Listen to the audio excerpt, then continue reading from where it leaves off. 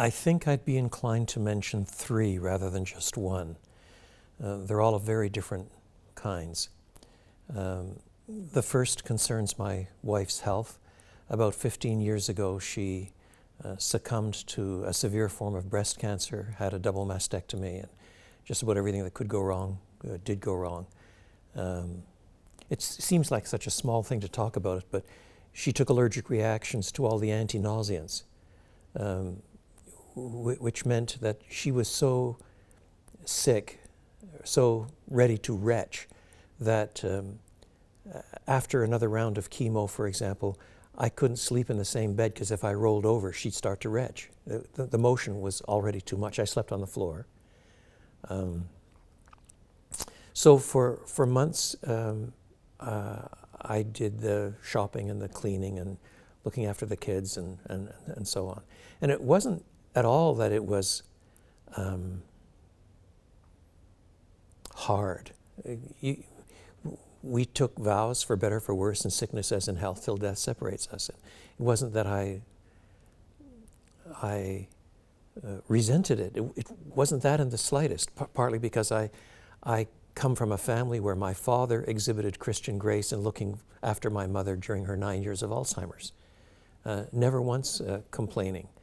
And I inherited that heritage.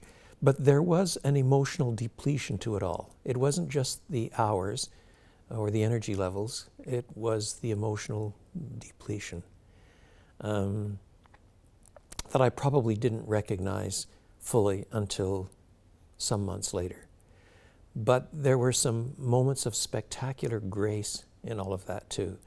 I teach at Trinity Evangelical Divinity School, and at any given time I'm carrying a lot of PhD students. The seminary helped me rearrange my classes so that on the weeks after the next chemo, Joy couldn't be left alone. And so we arranged for somebody to come in the morning. All my classes and everything were put in the morning. And I was home by the afternoon. We made sure she was covered.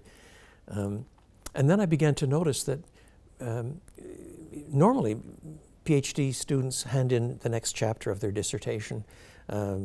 It's never predictable, but it comes in when it comes in. And I had about 8 students at that time, and for weeks and then months, until finally 6 or 8 months went by, and I didn't get a single chapter in from any PhD student. And that just alleviated the pressures on me, no end. And then at the end of that time, I mentioned to one of my graduate assistants that this was the case. And I said it's a remarkable coincidence that in the Lord's sovereign timing of things, I was left free. And he smiled. He said, "I'm not supposed to tell you this," he said, "but your students took a vow that we would not hand in any work asking you to correct it until it was clear what was going to happen to your wife, and we have kept our vow." And of course, for me, that was a moment of immense grace. Some of those students were delaying their PhD by a whole year.